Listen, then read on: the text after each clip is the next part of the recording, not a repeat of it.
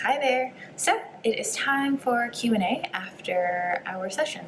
So during each session at the end, we will have a Q&A, and I will come on and record a video so that I can answer those questions more in depth after I've had a chance to take a look at the research and other resources, because I really do want to give you the best that I've got. So let's dive into the two questions that we had from last night. So Q1, is there a particular movement for blocked fallopian tubes? So the short answer to this is not to my knowledge. To my knowledge, there is no one particular yoga pose or asana or posture that has been shown to be beneficial for blocked fallopian tubes. That draws me, or brings me to, I think, another really good point is that the way that I approach yoga, the way that I was encouraged to approach yoga, even from a therapeutic standpoint, is to see it as an adjunct, a support to what you may be doing with your other providers. So what you may be doing with your reproductive endocrinologist or your OBGYN or your naturopath or your physical therapist. So not as a standalone treatment, but as a support to what you're already doing. So based on that, I would say it's a matter of getting really, really curious and asking your doctor, can you tell me a little bit more about the block that I'm experiencing? What is the source of the block, right? Is it inflammation? Is it mucus? Is it fluid? Is it adhesions? Is it scar tissue? What is causing the block? Once you have that, you have a better idea of things that you can explore. I did come across some research. There was some research in 2008 and some research in 2015, which I will link below, that talked about physical therapy as something worth exploring for people who do have blocked fallopian tubes. So that's something that you definitely want to take a look at those articles, take a look at the websites that I have below that talk a little bit more about how physical therapy might be a way to support your body and clearing whatever the blockage might be. So I hope that is helpful.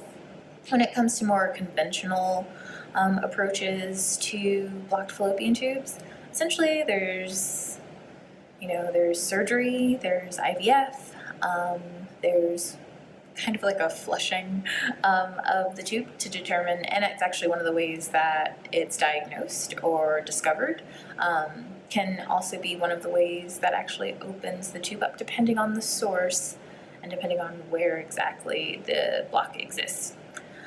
So there's no research that says that yoga can unblock fallopian tubes, but it definitely can't hurt, and I definitely see how it could be supportive, especially if you have the type that may be responsive to things like physical therapy.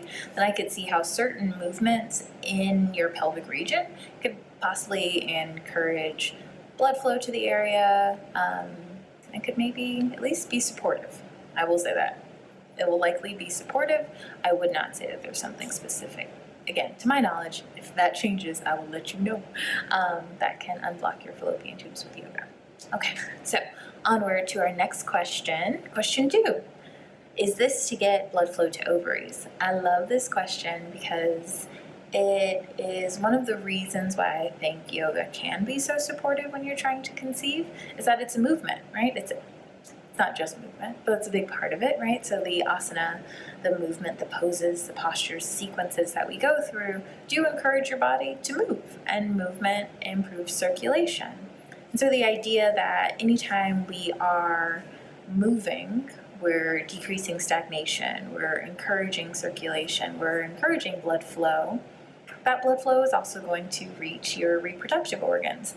Another way that I have been exploring, I haven't seen tons of research on it, but I'm thinking, and I'm still kind of picking it apart. And one of my teachers had discussed it this way, was that because yoga really does put you into that parasympathetic state, that state where your body is able to heal and relax and prioritize the things like reproduction that our body kind of sees as ancillary because it's not survival.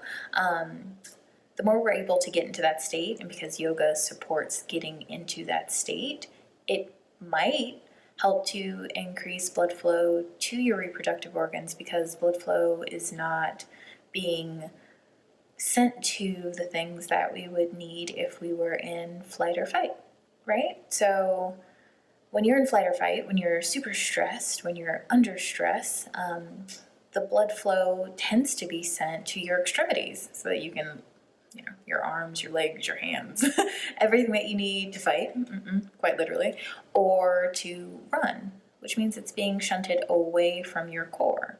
Now, when you're relaxed, it gets to go to the other areas that, when you're just thinking about surviving, may not get as much love and attention. So in that way, I absolutely believe that yoga can encourage blood flow, and in the simple fact that it's movement. Anytime we move, we are encouraging this flow of blood. We're asking our heart to pump a little bit faster, to pump out a bit more blood, so that blood is going to reach our reproductive organs, and that's also going to help to oxygenate our blood so that the blood that is reaching our reproductive organs is oxygenated blood. We also did lots of deep breathing last night, so in that way, I do believe that yoga can help to increase blood flow to the ovaries and really support in nourishing our reproductive organs. All right, so that is today's Q&A. Don't forget to check out the resources below so that you can dive in a little bit deeper to some of the things that I just discussed. And let me know if you have any other questions. And next week, come armed, come ready with your questions. And whatever I can't answer, I'll let you know. And I'll get back to you. Okay, bye for now.